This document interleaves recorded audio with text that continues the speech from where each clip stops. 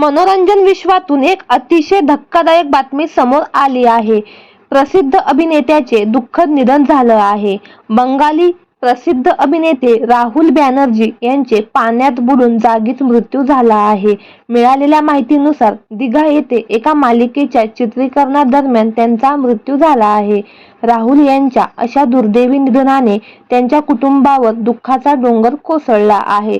तसेच मनोरंजन विश्वावर शोककळा पसरली आहे.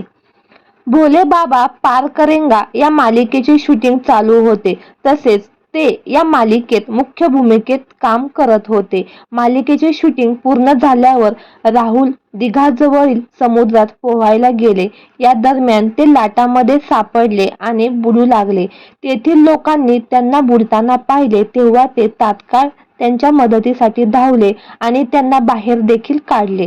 बाहेर काढले तेव्हा ते श्वास घेत होते. मात्र रुग्णालयात नेत असतानाच वाटेतच त्यांचं निधन झालं. तर मंडळी, आपल्या चॅनेलच्या परिवारातर्फे प्रसिद्ध अभिनेते राहुल बॅनर्जी यांना भावपूर्ण श्रद्धांजली.